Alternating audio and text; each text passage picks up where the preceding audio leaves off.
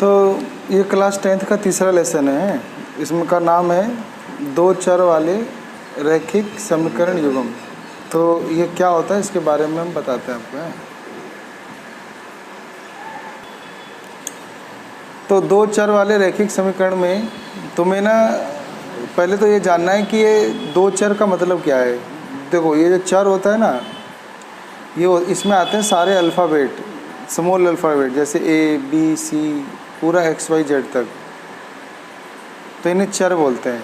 अब दो चर यानी इसमें से कोई दो ही चर लेना है, चाहे एक्स वाई ले लो, चाहे ए बी ले लो, चाहे सी डी, कोई भी मतलब दो लेना होगा, पी क्यू यू वी यही सब लेते हैं। तो दो चर वाले रैखिक समीकरण युग्म। तो समीकरण और रैखिक का मतलब समझना है और युग्म का मतलब समझना है। युग्म माना होता है जोड़ा, पेयर, ठीक है। तो देखो तुम्हें ना दो चर वाले रैखिक समीकरण यूँ मिलेंगे। एक लिखा होगा जैसे 2x + 3y + 6 = 0, एक ऐसे लिखा होगा, और एक दूसरा लिखा होगा मान लो 3x + 6y + 12 = 0। तो ऐसे करके ना तुम्हें दो समीकरण देगा।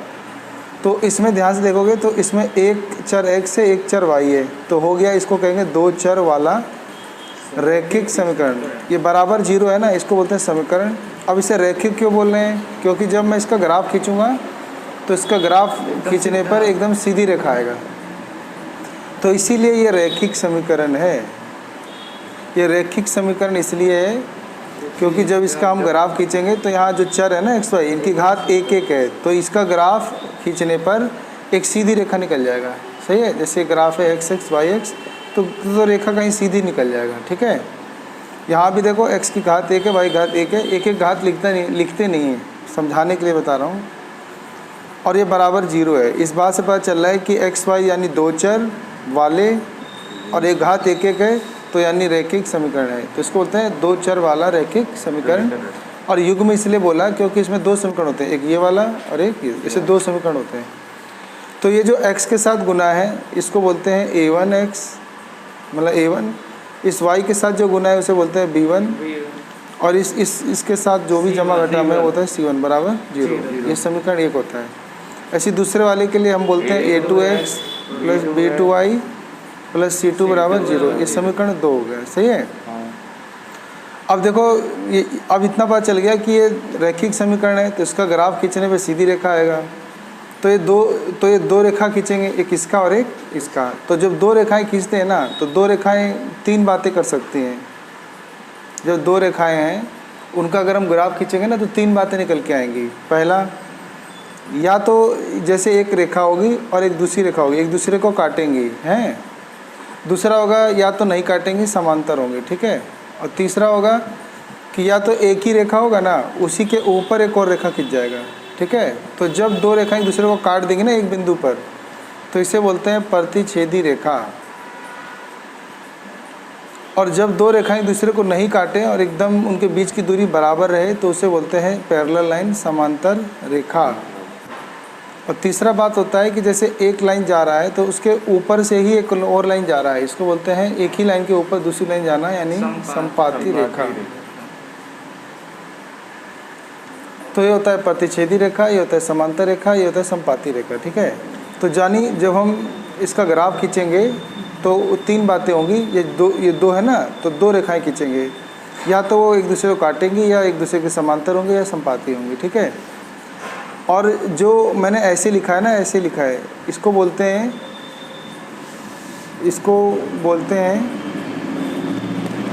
देखो, एक तो इसको ग्राफ से दिखाते हैं तो इसको बोलते हैं ग्राफीय निरूपण। जब इसे ग्राफ से दिखाएंगे तो क्या बोलते हैं इसे? हाँ, ग्राफीय निरूपण। और एक होता है कि जब ऐसे समीकरण में दिखाएंगे तो इसे बोलते हैं बीजगणितीय निरूपण। तो यानी दो चर वाले रैखिक समीकरण को हम दो तरीके से दर्शाते हैं। पहला होता है बीजगणितीय निरूपण, यानी बीजगणित के रूप में दिखाना। तो बीजगणित में ना ऐसे लिखते हैं xy + कुछ = 0, xy + कुछ प्लस या माइनस कुछ = 0, ठीक है।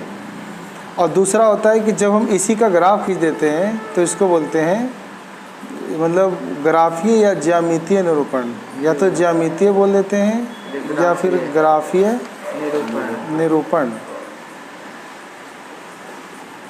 इसको इंग्लिश में बोलते हैं अलजेब्रिक फॉर्म, इसको अलजेब्रिक बोलते हैं, और इसको बोलते हैं ग्राफिकली या ग्राफिकल फॉर्म। ठीक है, समझ में आ गया? तो इतना चीज़ हमें पता करने के बाद जो हमारा एक्सरसाइज है मतलब 3.1 इसको हम कर सकते हैं अब। ठीक है, तो एक्सरसाइज 3.1 जो है अब उसको हम करने जा रहे हैं। ठीक है, तो मैं यहाँ तक समझ में आ गया ना? तो मैं आगे समझ में, दो चर का मतलब एक्स वाई, रैखिक समीकरण मतलब इनका जो ग्राफ खींचेंगे सीधी रेखा बनेगा, और युग्म माने जोड़ा लेना है। समीकरण 1 समीकरण 2 हमेशा 2 लेना है, तभी 2 रेखाएं खींचेंगे। तो 2 रेखाएं या तो प्रतिच्छेद करेंगी या समांतर होंगी या समपाती होंगी। तो जब हम ऐसे लिखेंगे तो इसे बोलते हैं बीजगणितीय निरूपण, और इसका जब हम ग्राफ खींच देंगे ना तो ग्राफीय निरूपण। बस ये 2 है। तो अभी जो पहला एक्सरसाइज पढ़ेंगे ना 3.1, तो इसके अंदर हमें इतना ही काम आएगा, बाकी 3.2 में आगे बताएंगे। तो अभी पहले 3.1 में पहला क्वेश्चन मैं पढ़ के बताता हूँ। तो पहले क्वेश्चन में लिखा है, देखो यहाँ से पढ़ते हैं। देखो पहले क्वेश्चन में क्या लिखा है। आफताब अपनी पुत्री से कहता है, आफताब अपनी पुत्री से कहता है कि 7 वर्ष पूर्व माने पहले, 7 वर्ष पहले मैं तुमसे 7 गुनी आयु का था। यानी आफताब है बाप और ये पुत्री थी उसकी कोई। तो आफताब कहता है अपनी पुत्री से कि 7 साल पहले मैं तुमसे 7 गुनी उम्र का था। आयु माने उम्र। और अब से 3 वर्ष के बाद, अब जो समय है वर्तमान काल, और 3 साल बाद मैं तुमसे केवल 3 गुनी आयु का रह जाऊंगा। मतलब 7 साल पहले मैं तुम्हारी उम्र का 7 गुना था, पिता कह रहा है। फिर कहता है 3 साल बाद बस 3 ही गुना रह जाऊंगा। तो इसमें लिखा है ब्रैकेट में, क्या ये मनोरंजक है? सुनने में तो अजीब लग रहा है, मनोरंजक लग रहा है। कहता है इस स्थिति को बीजगणित और ग्राफ रूप में व्यक्त कीजिए। तो इसी स्थिति को एक तो बीजगणित रूप में लिखना है यानी समीकरण बनाना है, और दूसरा है कि इसका ग्राफ खींचना है। ठीक है, तो बहुत बढ़िया क्वेश्चन है, ध्यान से करते हैं। तो कभी भी ना ऐसे क्वेश्चन पढ़ने को आते हैं तो उसमें हमेशा 2 चर लेना पड़ता है, एक एक्स और एक वाई। तो जिसके बारे में पहले जानकारी मिले उसको एक्स लेते हैं, और उसके साथ का जो जानकारी होगा उसे वाई लेते हैं। तो यहाँ पे 2 जनों का नाम आ रहा है, एक आफताब और एक उसकी पुत्री।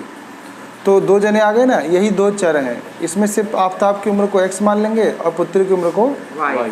तो इसको ऐसे करेंगे, देखना, लिख देंगे माना आफताब की वर्तमान आयु, मतलब आज की वर्तमान आयु प्रेजेंट एज वो है x वर्ष। ठीक है, और लिख देंगे पुत्री की वर्तमान आयु, तो पुत्री की वर्तमान आयु इसको मान लेंगे y वर्ष। अब यहाँ लिख देंगे प्रश्नानुसार। देखो प्रश्नानुसार आफताब कह रहा है अपनी पुत्री से 7 वर्ष पूर्व, कहता है 7 वर्ष पहले, 7 वर्ष पूर्व कह रहा है। आफताब अपनी पुत्री से कह रहा है कि पुत्री 7 साल पहले मैं तुम्हारी उम्र का 7 गुना था। तुम्हारी उम्र का 7 गुना, मान लो उसकी पुत्री थी 2 साल की, तो उसका पिता रहा होगा 2 सते 14 साल का, है ना। तो हमें ना यहाँ बराबर का चिन्ह देने के लिए जहाँ कोई संख्या कम है वहाँ पे गुना करना पड़ता है या जमा घटा करना पड़ता है। तो आफताब का उम्र अभी कितना है? x वर्ष। 7 साल पहले यानी इसकी 7 साल उम्र कम होगी, और इसकी बेटी की भी तो फिर 7 साल उम्र कम होगी। तो बेटी की उम्र अभी क्या है? y। तो 7 साल पहले यानी 7 साल कम होगी ना। तो ये आफताब की उम्र हो गया और ये उसकी बेटी। तो उसने क्या बोला था आफताब ने कि बेटी मैं तुम्हारी उम्र का ना 7 साल पहले, मैं 7 साल पहले तुम्हें 7 गुना था। तो यहाँ पे हम क्या गुना कर देंगे? 7। अब हो जाएगा x घटा 7, और 7 इन दोनों से गुना जाएगा, 7 एकम 7 y, और घटा 7 7 49। अब एक काम करते हैं, जो प्लस का 7 y है इसको x के साथ लाएंगे इधर, तो ये प्लस का इधर क्या हो जाएगा?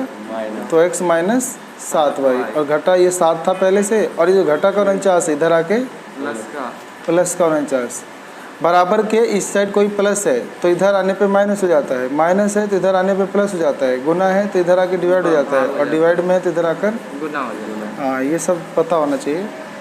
उसके बाद ना x घटा 7y और 49 में 7 गया तो प्लस का 42 बराबर क्या आ जाएगा, 0 है ना। तो ये समीकरण क्या बन गया, फर्स्ट। तो हमें दो चर वाले रैखिक समीकरण युग में तो दो युग्म चाहिए था, तो पहला मिल गया। अब एक शर्त और कही थी कि 3 साल के बाद अब मैं तुम्हारी उम्र का 3 गुना रह जाऊंगा ना।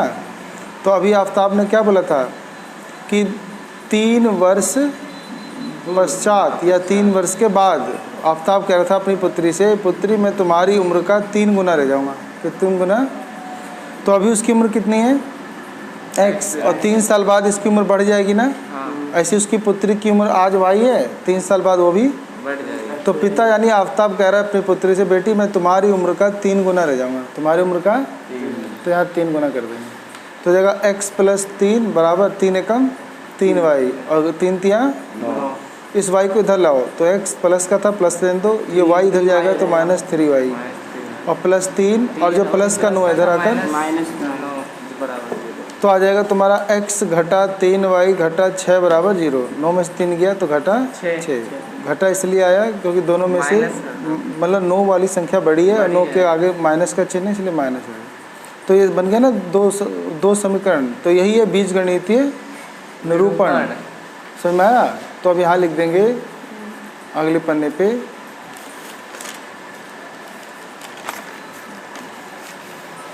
अब लिख देंगे यहाँ पे x घटा 7y जमा 42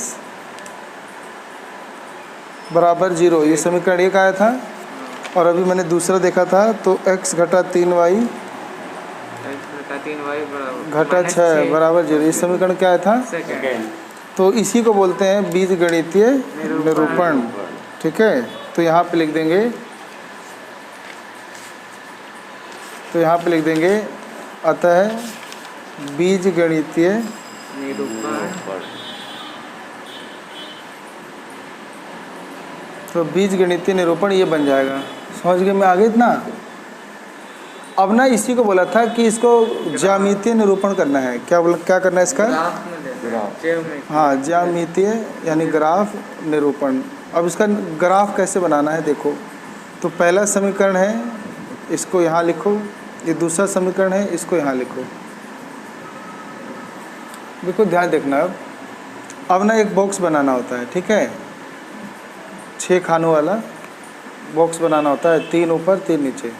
ऊपर वाले में x नीचे में y, यहाँ x और नीचे y। यहाँ पे कुछ भी पुट करो। तो चलो मैंने x की जगह 0 पुट कर दिया, तो यहाँ पे लिख दो x बराबर 0 रखने पर। तो आराम से इसको सोल्व करो। x की जगह 0 रख दिया गया यहाँ, तो घटा 7y जमा 42 बचा होगा बराबर 0। ये जो घटा का 7y है उधर जाकर प्लस का हो जाएगा ना 7y, और 7 गुना में तो कहाँ जाएगा, बटे में आ जाएगा। तो कट जाएगा 7 से 42, यानी y की वैल्यू 6 आ रहा है। तो x की वैल्यू 0 पे क्या आ रहा है y का मान, तो एक आंसर आ गया 0 पे 6। ऐसे ही दूसरा बनाएंगे तो दोबारा लिख देंगे x बराबर, मान लो मैंने इस बार 7 रख दिया है, 7 रखने तो 7 घटा 7y जमा 42 बराबर 0। मैंने इस x की जगह क्या रख दिया 7, तो 7 घटा 7y जमा 42 बराबर 0। तो 42 और 7 49 हो जाएगा ना, तो घटा 7y प्लस का 49 बराबर 0। माइनस वाले को उधर भेज देते हैं तो 49 प्लस का रहेगा, और ये माइनस का 7 है उधर जाके प्लस का 7 है, 7 से कट जाएगा 7 7 49। तो y की वैल्यू क्या गई 7। तो यानी हमने जब 7 रखा तो 7 ही आ गया ना। तो यहाँ पे भर दो 7 और यहाँ भी भर दो 7। तो सेम ऐसे ही ये वाला भी बक्सा भरेंगे। यहाँ पे लिख देंगे माना x बराबर 0 या 0 रखने पर। तो 0 घटा 3y घटा 6 बराबर 0।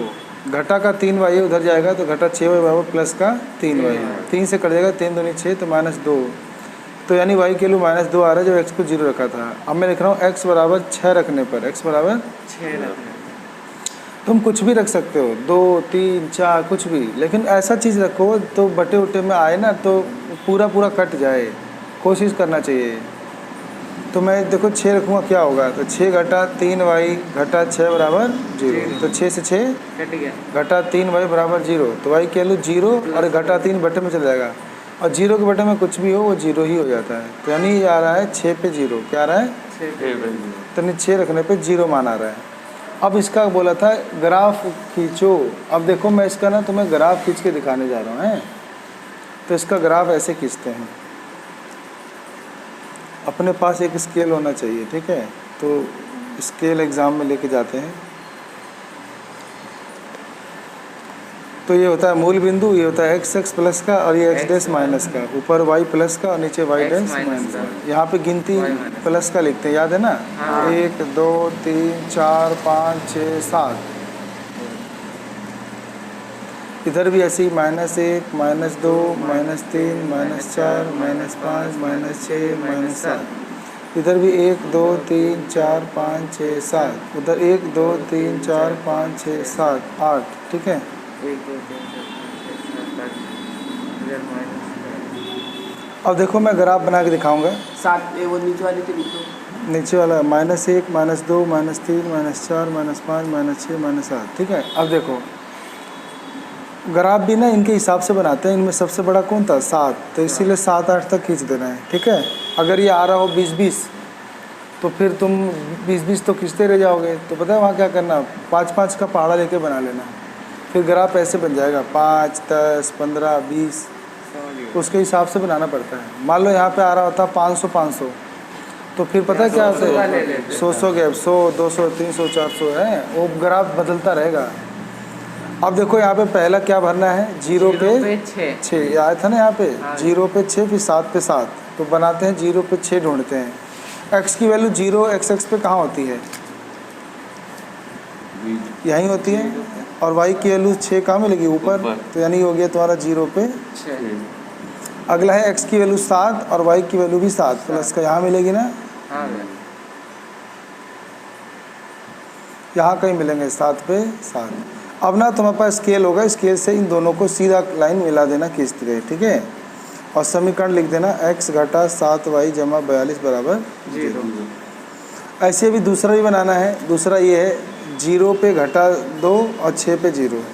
तो 0 पे घटा 2 कहाँ होता है? 0 ये रहा, घटा तो यहाँ। तो 0 पे घटा 2, x की वैल्यू 6 0 यहीं होता है। x की वैल्यू 6 तो यहीं, y की वैल्यू 0 ना।